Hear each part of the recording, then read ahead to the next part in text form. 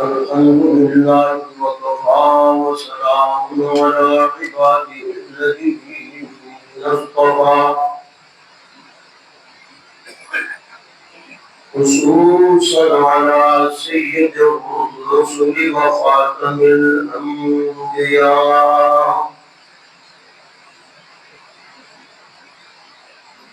وعلى آله وأصحابه الأتقياء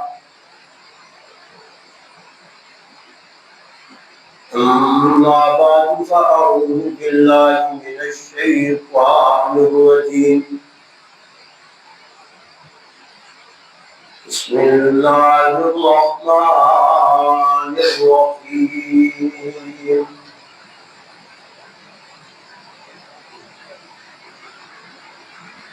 يا نساء النبي لستن كأحد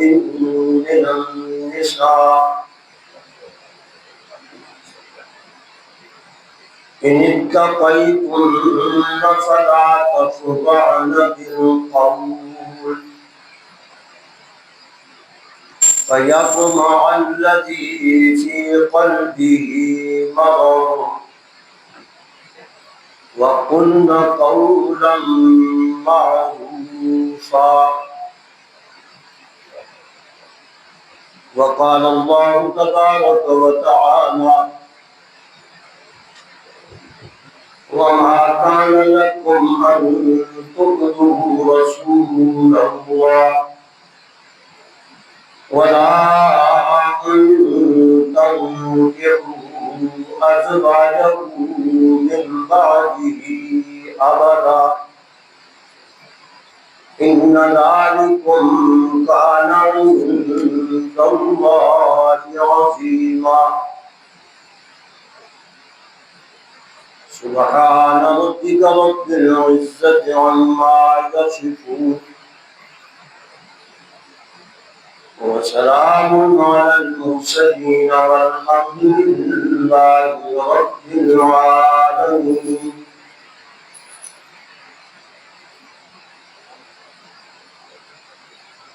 وقال عبد الله بن مسعود رضي الله تعالى عنه من كان منكم مستنا فليستن بمن قد مات أولئك أصحاب محمد صلى الله عليه وسلم كانوا أفضل هذه الأمة أبرها قلوبا وأعمقها علما وأقلها تكلفا اختارهم الله لصحبة نبيه ولإقامة دينه فأعرفوا لهم فضلهم واتبعوا من آثارهم وسيرهم ما استطعتم وقال صلى الله عليه وسلم في شان خديجة الكبرى رضي الله تعالى عنها آمنت بي حين كفر بي الناس وصدقتني حين كذبني الناس وواستني بمالها حين حرمني الناس ورزقني الله منها الولد أو كما قال رسول الله صلى الله عليه وسلم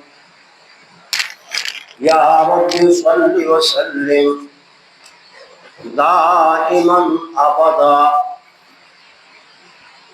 على حبيبك خير الخلق كلهم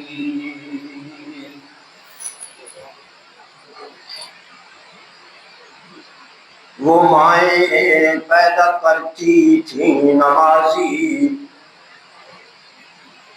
وہ مائیں پیدا کرتی تھیں نمازی، دھنی تلوار کے میدان کے غازی، دھنی تلوار کے میدان کے غازی، وہ مائیں جب کہ لیتی تھیں بلائیں، وہ دعائیں، وہ مائیں جب کہ لیتی تھیں بلائیں، یوں بیٹے کو کرتی تھیں دعائیں، عبادت میں کٹے بیٹا جوانی، عبادت میں کٹے بیٹا جوانی، شہادت میں ختم ہو زندگانی، شہادت میں ختم ہو زندگانی، وہ مائیں گھر کے در و دیوار کی زینت، وہ مائیں گھر کے در و دیوار کی زینت، نہ یہ مائیں کہ بازار میں کی زینت، وہ مائیں مسجد میں بھی نہ جائیں، وہ مائیں مسجد میں بھی نہ جائیں، نہ یہ مائیں کہ پوجے خانقاہیں، وہ مائیں مسجد میں بھی نہ جائیں، نہ یہ مائیں کہ پوجے خانقاہیں، وہ مائیں جن کا دل آہن جگر شیر، وہ مائیں کہ جن کا دل آہن جگر شیر، نہ یہ مائیں کہ بکتی ہے ٹکے شیر، نہ یہ مائیں کہ بکتی ہے ٹکے شیر، بھلا بیٹے وہ کب مسجد میں آئیں، بھلا بیٹے وہ کب مسجد میں آئیں، جن کی نامعقول ہوں ایسی مائیں، واجب الاحترام بزرگوں، بھائی دوستوں، عزیزوں، گزشتہ جمعہ بھی رسول اللہ صلی اللہ علیہ وآلہ وسلم کی ازواج مطہرات اور پوری امت کی ماؤں کے بارے میں آپ نے بیان سنا تھا۔ آج بھی انشاءاللہ جمعہ کے اندر اپنی استطاعت کے مطابق ان ماؤں کے بارے میں کچھ باتیں عرض کی جائیں گی، توجہ فرمائیں گے تو انشاءاللہ اللہ مجھے مزید اور اچھے انداز میں کہنے کی توفیق عطا فرمائے گا۔ دعا بھی فرمائیں اور توجہ بھی فرمائیں۔ اللہ نے جو صحابہ ہمیں اور رسول اللہ صلی اللہ علیہ وسلم کو عطا فرمائے وہ بھی بے مثال تھے، اسی طرح جو اللہ نے رسول اللہ صلی اللہ علیہ وسلم کو ازواج اور ہماری مائیں عطا فرمائی تھیں وہ بھی بے مثال، نہ ان صحابہ کا کوئی مقابلہ کر سکتا ہے، نہ ہماری ان ماؤں کا کوئی مقابلہ کر سکتا۔ جب میرے اللہ نے خود ہی فرما دیا یا نساء النبی لستن کاحد من النساء، اے میرے پیارے پیغمبر صلی اللہ علیہ وسلم کی عورتوں، ازواج مطہرات، وہ کتنی پاک اور مطہر ہوئی جن کے نام کے ساتھ اللہ نے ہمیشہ کے لیے مطہرات لگا، ان کی شان کا کیا کہنا کہ جب بھی ان کا نام لیا جاتا ہے تو پیار اور محبت سے یہ کہا جاتا ہے ازواج مطہرات، یعنی طہارت باطنی اور ظاہری اللہ نے اس سے ان کو ایسا نوازا تھا کہ اس لقب کو اللہ نے قیامت تک کے لیے مسلمانوں کی زبانوں پہ رائج کر لگا دیا۔ کوئی صحیح مسلمان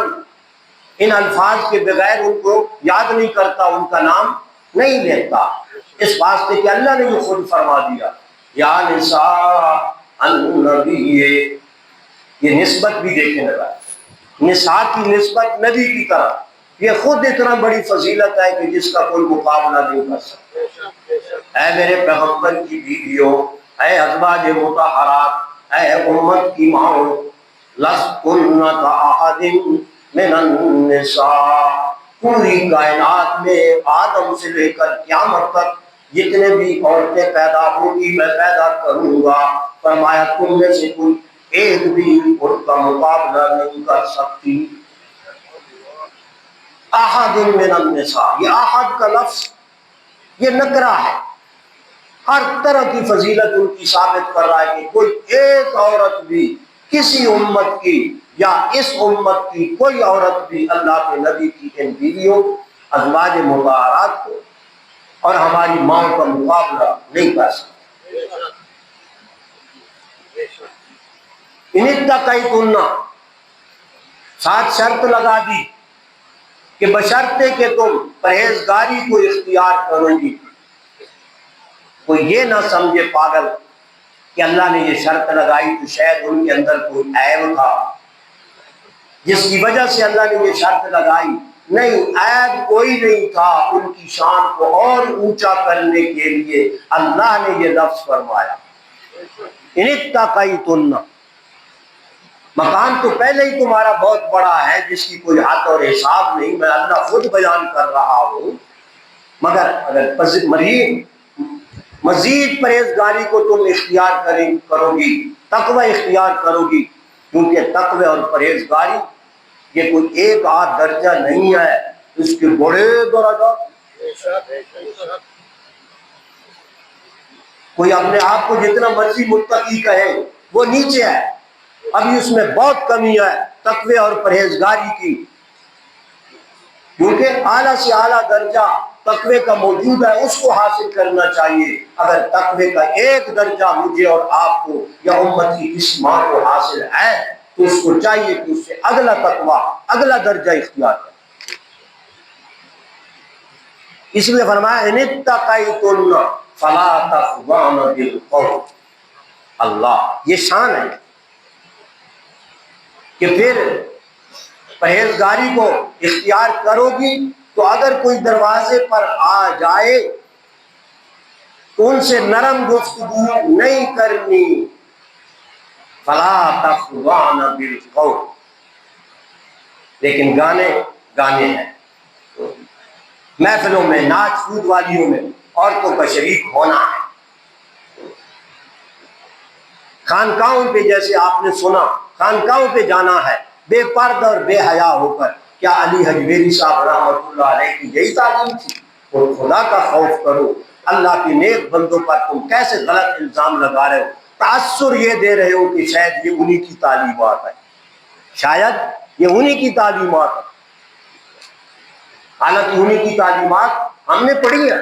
دیکھی ہیں، ہم سمجھتے ہیں کہ اللہ کا وہ جو نیک بندہ تھا کہ جس نے ہزاروں نہیں، بعض تاریخی روایتوں میں اللہ جھوٹ سے بچائے کہ لاکھوں انہوں نے ہندوؤں کو کلمہ پڑھایا، مسلمان ہزاروں کو بنایا، مسلمان کیا، شرک اور کفر سے بچایا۔ انہوں نے فرمایا لوگ تجھے گنج بخش کہتے ہیں، نہ تو رنج بخش ہے نہ تو گنج بخش ہے، گنج بخش بھی رنج بخش بھی میرا اللہ۔ یہ خود ان کی تعلیمات میں موجود ہے، ان کی کتاب میں ہے، کشف المحبوب کتاب کا نام ہے، اصل فارسی زبان میں ہے، یہ آئے بھی افغانستان سے تھے، ہجرت کر کے ادھر آئے، حجویر جو گاؤں بہیا ہے وہ افغانستان میں ہے، پاکستان میں نہیں ہے، اب اس کے نام کی کوئی بستی بن گئی ہو تو بن گئی ہو، اس زمانے میں ہو۔ اس واسطے ان کو علی حجویری صاحب رحمۃ اللہ علیہ کہا جاتا ہے۔ جو کچھ یہ مزار پہ ہوا یا جو کچھ دوسرے لوگوں نے کیا، اللہ کی قسم کھا کر کہتا ہوں، نہ یہ 12 اماموں کا طریقہ تھا، نہ یہ 5 تن پاک کا جس کو مانتے ہیں یہ نہ ان کا طریقہ تھا، نہ علی حجویری صاحب رحمۃ اللہ علیہ کی تعلیمات کا یہ طریقہ۔ وہ لوگ اس سے منزہ اور پاک ہیں، ان کا کوئی قصور نہیں ہے، قصور بعد میں اپنے پیٹ پالنے والوں کا، کھجوریوں کا، ان کو بھرنے والوں کا قصور ہے، ٹوڈی قسم کے لوگوں کا جو قرآن اور حدیث کے محرف ہیں، محرف۔ ھذا من عند اللہ وما هو من عند اللہ، قرآن کہتا ہے یہودیوں نے یہ کہا تھا کہ یہ تو اللہ کی طرف سے، اللہ کی طرف سے ہوتا کچھ نہیں تھا، وما هو من عند اللہ، وہ اللہ کی طرف سے نہیں ہوتا تھا، وہ کہتے تھے یہ اللہ کی طرف۔ وَيَقُولُونَ عَلَى اللَّهِ الْكَذِبَ وَهُمْ يَعْلَمُونَ، یہ اللہ پر جھوٹ باندھ رہے ہیں، جو میرے پہ جھوٹ باندھے، جو کسی بزرگ پر جھوٹ باندھے، جو کسی صحابی پر جھوٹ باندھے، اور جو کسی رسول، اللہ کے رسول پر جھوٹ باندھے، جو جناب خود رسول اللہ صلی اللہ علیہ وسلم پر جھوٹ باندھے، یہ کتنا بڑا کذاب اور جھوٹا۔ جھوٹا تو وہ بھی ہے جو غلط الزام آپ پر یا میرے پہ لگائے،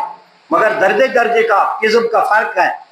جتنے کسی بڑے آدمی پر کذب کی نسبت کرے گا اتنا بڑا کذاب بنے گا، اس واسطے قرآن نے کہا من اظلم ممن کذب علی اللہ،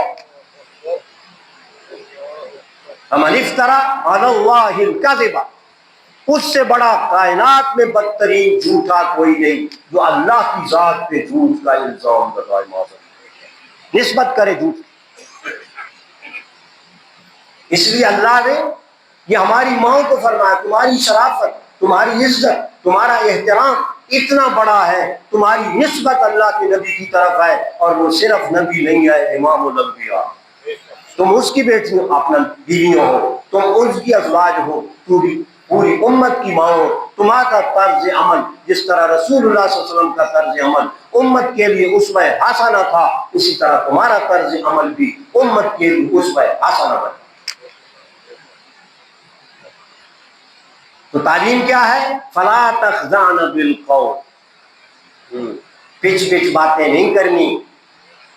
جاذبیت والی باتیں نہیں کرنی، ہنس مکھ نہیں کرنا کسی غیر محرم کے ساتھ، اللہ معاف فرمائے، اس کے سامنے ناچنا کودنا نہیں ہے، اور نرم گفتگو نہیں کرنی، بلکہ اگر ضرورت پڑے تو ضرورت کے مطابق بات کو کر سکتی ہو، جس طرح دوسری جگہ قرآن پاک میں اسی صورت میں فرمایا، میں نے تو پہلے ہی آپ کو بتا دیا تھا، یہ لگتا ایسے ہے کہ یہ ساری صورت اللہ نے ہماری موت کے لیے نازل کی۔ وَإِذَا سَأَلْتُمُوهُنَّ مَتَاعًا فَاسْأَلُوهُنَّ مِنْ وَرَاءِ حِجَابٍ، اے میرے پیغمبر کے صحابہ، ذرا ان کا تقدس بھی دیکھیں، ان کا تقدس بھی دیکھیں، پھر اللہ کا حکم دیکھیں اور اپنا طرز عمل دیکھیں۔ کن کو کہا جا رہا ہے؟ کون کہنے والا ہے؟ وَإِذَا سَأَلْتُمُوهُنَّ، جب تم ان اپنی ماؤں سے ضرورت کے تحت کوئی سوال کرنا چاہو، کوئی تمہاری حاجت اور ضرورت ہو، کوئی مسئلہ پوچھنا چاہو، چونکہ وہ امن کی مائیں ہیں، تمہاری استانیاں ہیں، پوری امت کی استانیاں، متاعً، کوئی معمولی سوال، کیونکہ متاع معمولی چیز کو پایا، وَإِذَا سَأَلْتُمُوهُنَّ مَتَاعًا تو فَاسْأَلُوهُنَّ مِنْ وَرَاءِ حِجَابٍ، تم حجاب اور پردے کے پیچھے اور اوٹ میں ان سے سوال کرو،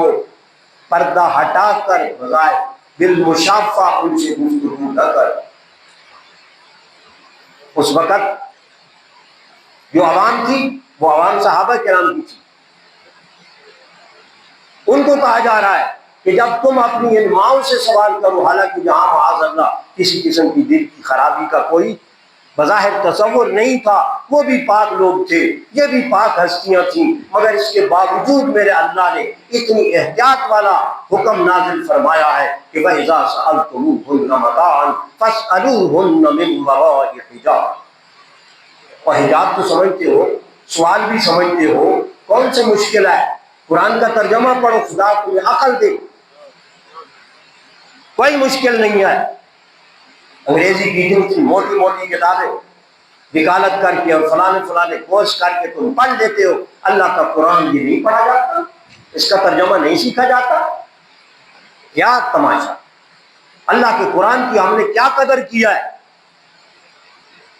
فرمایا وَإِذَا سَأَلْتُمُوهُنَّ مَتَاعًا فَاسْأَلُوهُنَّ مِنْ وَرَاءِ حِجَابٍ۔ اے میرے پیارے پیغمبر کے صحابہ، ٹھیک ہے کہ تمہاری ان ماؤں کے بارے میں کوئی کسی قسم کی بدنیتی نہیں ہو سکتی، کوئی ادھر تمہارا خیال بھی نہیں جا سکتا، لیکن تمہارا طرز عمل، تمہاری ماؤں کا طرز عمل آگے آنے والی امت کے لیے سبق تھا، لہذا بتا دیا کہ جب پیغمبر کی ازواج پردہ اپنے صحابہ سے، اپنے بیٹوں سے کر سکتی ہیں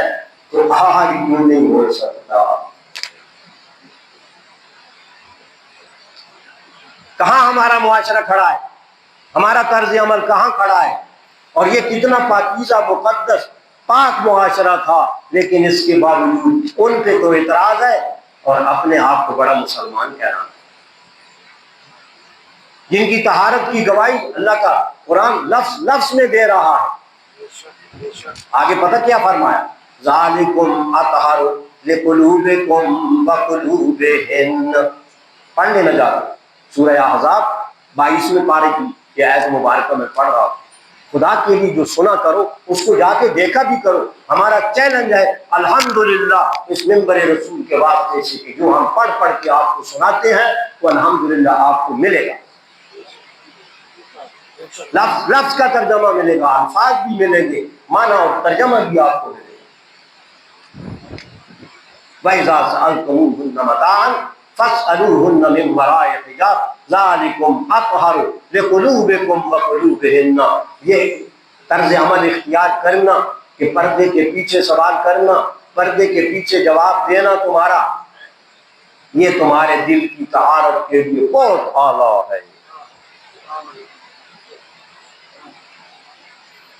اب کہتے ہیں جی دل کا پردہ ہوتا ہے، دل کا پردہ، واہ بھائی واہ۔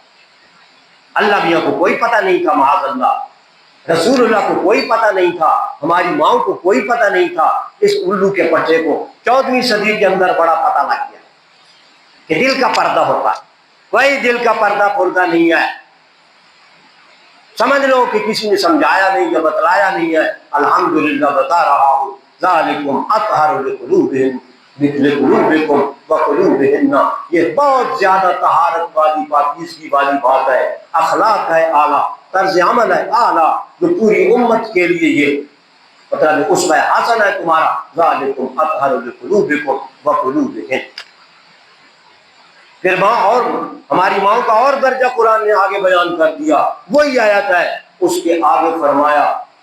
وَمَا كَانَ لَكُمْ أَن تُؤْذُوا رَسُولَ اللَّهِ۔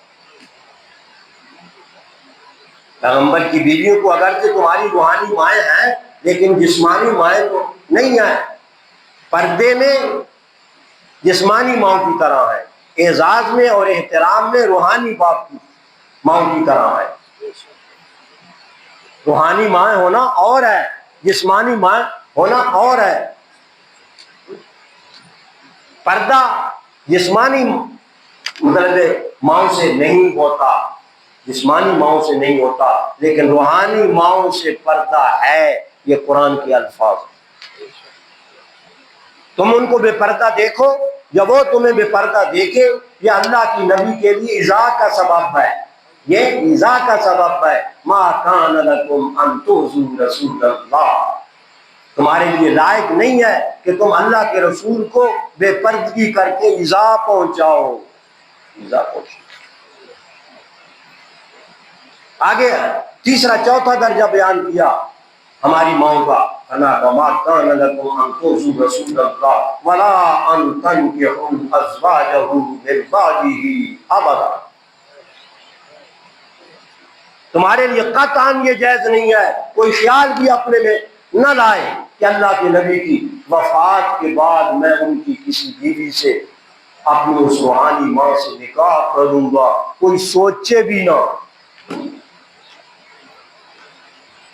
ہمیشہ ہمیشہ کے لیے تمہارا ان سے، ان کا تمہارے سے نکاح حرام ہے، احترام کی بنا پر۔ کچھ لوگوں نے کہہ دیا معاذ اللہ قرآن کی اس نص کے خلاف کہ اس لیے کہ رسول اللہ صلی اللہ علیہ وسلم آپ بھی زندہ ہیں اس لیے نکاح نہیں ہوتا۔ بھائی اس میں رسول اللہ کا کون سا کمال ہے؟ ہر زندہ بندے کی بیوی کے ساتھ نکاح ہو سکتا ہے؟ نہیں نہ ہو سکتا۔ اگر اللہ کے نبی اس طرح زندہ ہے جس طرح کہ یہ لوگ بناتے ہیں تو پھر اس کے بعد نکاح اور اس میں آپ کی کوئی فضیلت عظمت شان نہیں ہے۔ عظمت شان تو یہ ہے کہ اللہ کے نبی وفات بھی پا جائیں، اس دنیا سے چلے جائیں، پھر ہماری ان ماؤں کے ساتھ امت کی کسی فرد کا، اور امت سے مات ابو بکر بھی ہیں، ہاں میں اور آپ نہیں ہیں،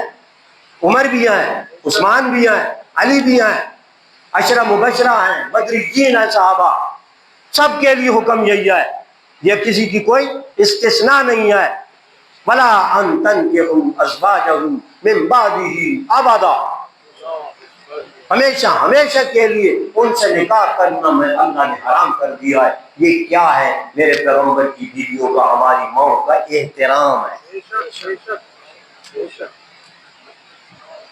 کیونکہ طبی طور پر انسان کو اگر خدا نخواستہ کوئی بندہ اپنی بیوی کو طلاق دے دیتا ہے اور وہ آگے نکاح کر لیتی ہے تو طبی طور پہ وہ اس سے کراہت محسوس کرتا ہے، اپنی خفت محسوس کرتا ہے، تو یہ بھی اللہ کے نبی کی ایذا کا سبب تھا، یہ اللہ کے نبی کی ایذا کا سبب تھا طبی طور پر، اس لیے اللہ پاک نے منع فرما دیا وَلَا أَن تَنكِحُوا أَزْوَاجَهُ مِن بَعْدِهِ أَبَدًا۔ یہ شان بیان ہو رہی ہے میرے پیغمبر کی ازواج کی، یا نساء النبی کی، یا نساء النبی، اے نبی کی بیویوں، یہ تمہارا احترام ہے کہ میں نے تمہارا نکاح امت کے کسی فرد سے آپ کے بعد حرام کرا۔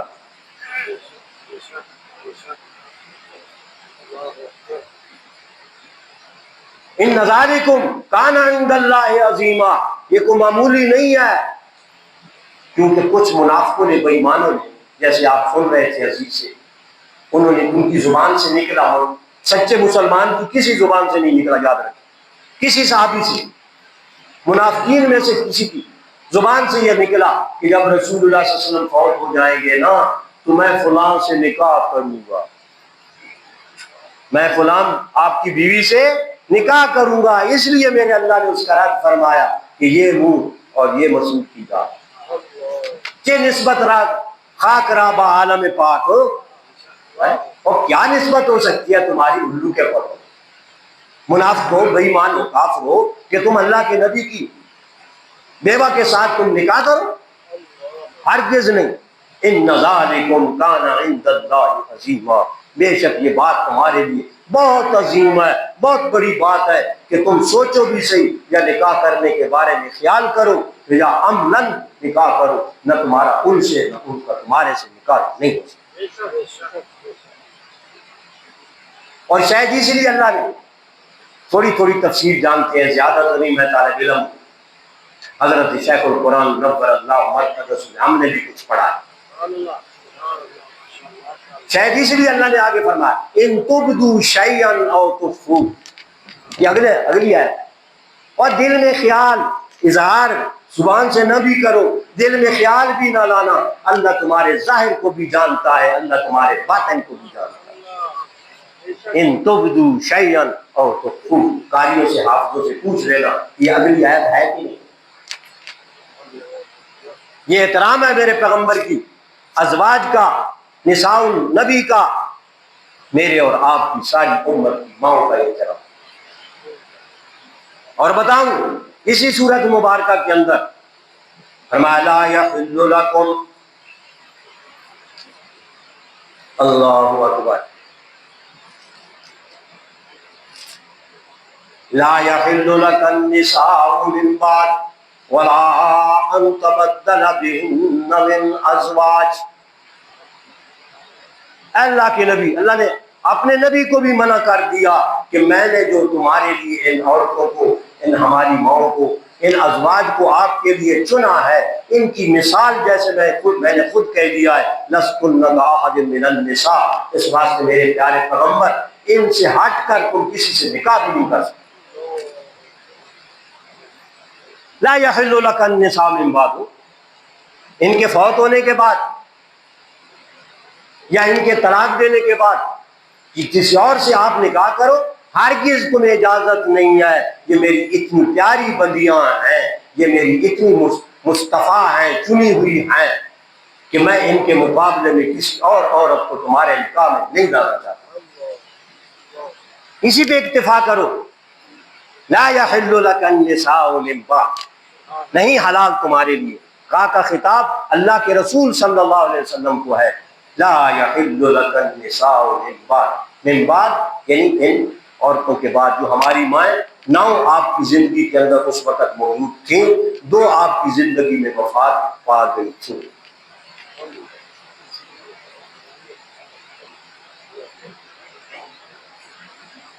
ولا ان تبدل، اور تعریف سنو،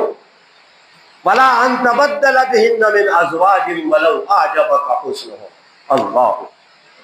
تبدیل بھی نہیں کر سکتے کہ 9 کا عدد آپ پورا کرنے کے لیے جیسے میں اور آپ امت کے سارے افراد 4 تک کی اجازت ہے نا.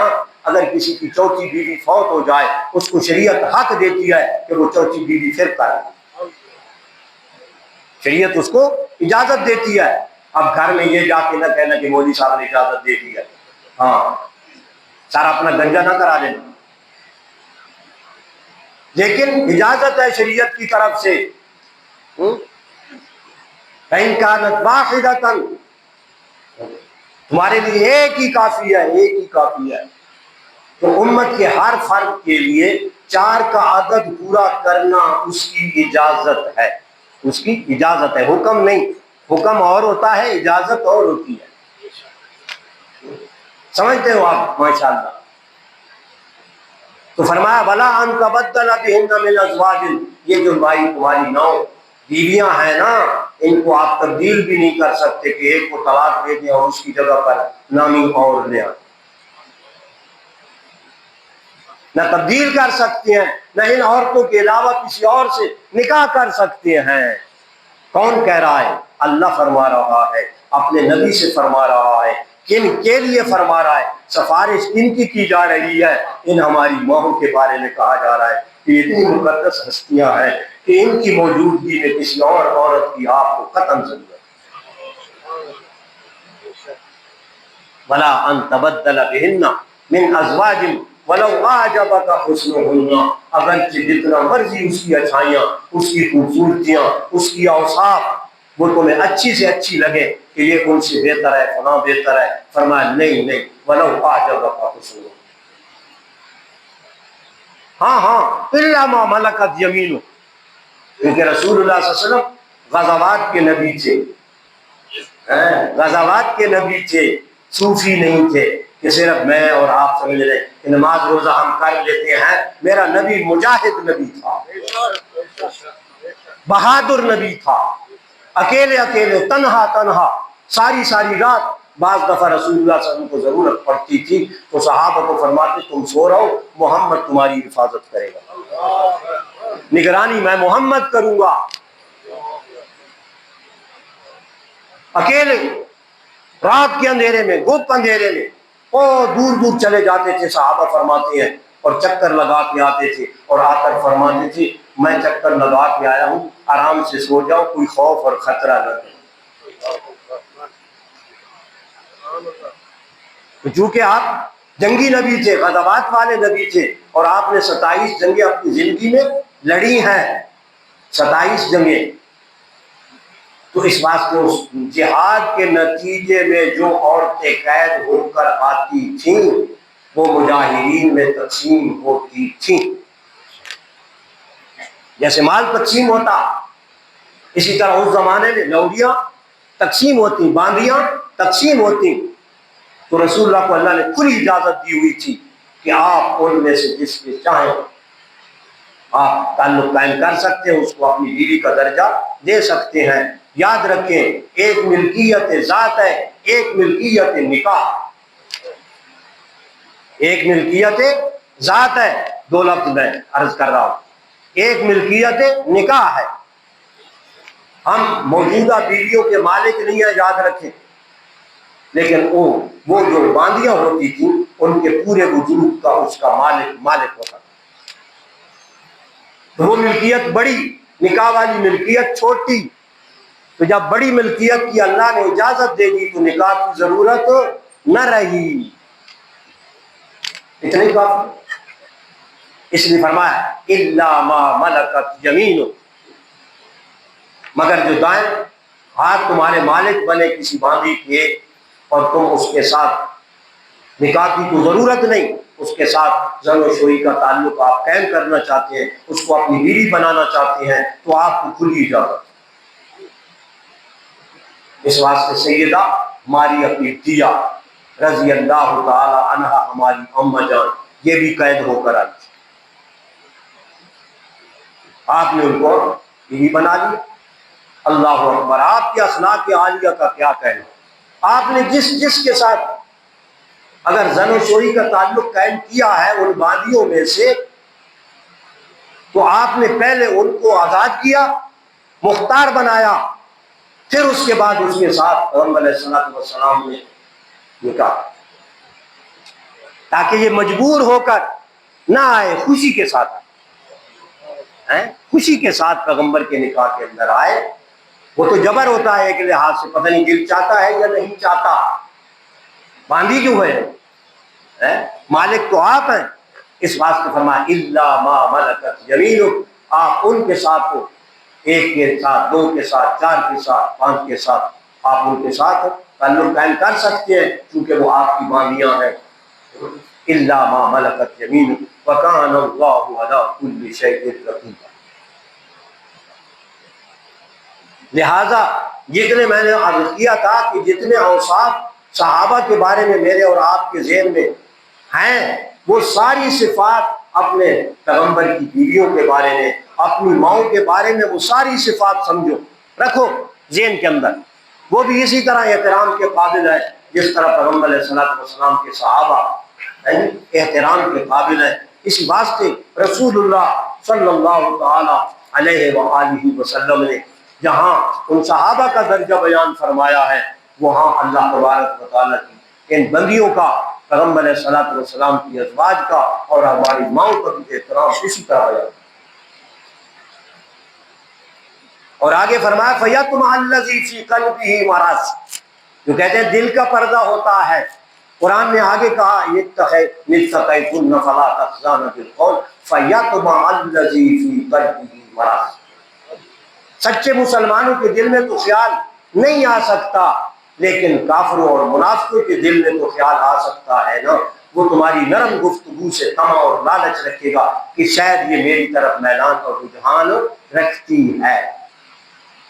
فَيَطْمَعَ الَّذِي فِي قَلْبِهِ مَرَضٌ وَقُلْنَ قَوْلًا مَّعْرُوفًا،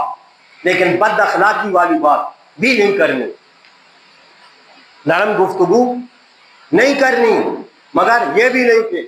اللہ معاف فرمائے وہ برے الفاظ ان کے بارے میں، سوال کرنے والوں کے بارے میں استعمال کرو، کیونکہ آنے والے بھی تو صحابی ہیں نا۔ اگر تم احترام اپنے بیٹوں کا نہیں کرو گی تو اور کون کرے گا؟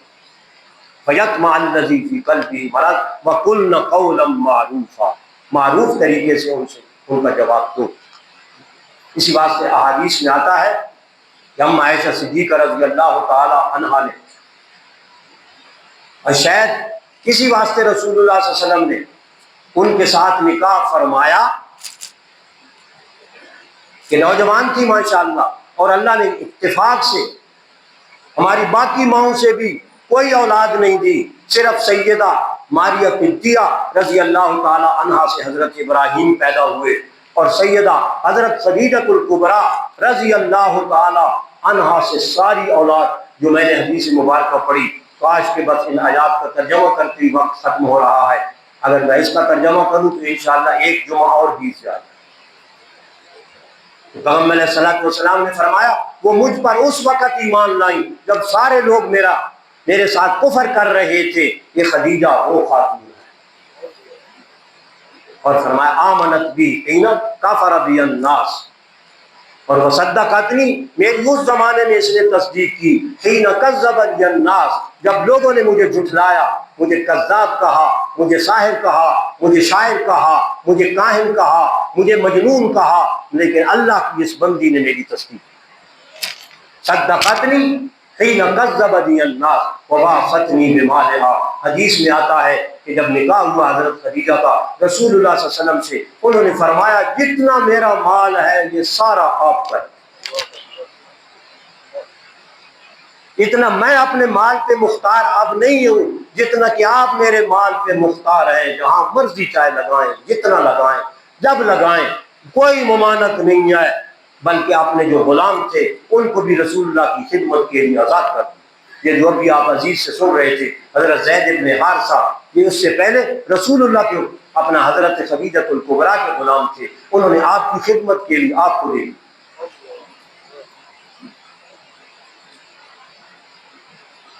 تو اس واسطے فرمایا صدقتنی حین کذبنی الناس وواستنی بمالها، جتنی مال سے اس نے میری ہمدردی اور خیر خواہی کیا ہے، مجھ پہ اپنا مال لٹایا ہے، ایسا کوئی سوائے ابو بکر صدیق کے اور کوئی نہیں ملتا۔ ادھر بھی بات خیال کریں، وواستنی بمالها، آگے فرمایا کہ ورزقنی اللہ، میں نے اس لیے یہ حدیث ذکر کیا ہے، پہلے الفاظ کی تشریح بعد کے اندر، لیکن یہ ہے کہ رزقنی اللہ من الولد، ساری اولاد اللہ نے مجھے اس بیوی سے عطا فرمائی، سوائے حضرت ابراہیم کے میں نے پہلے عرض کیا۔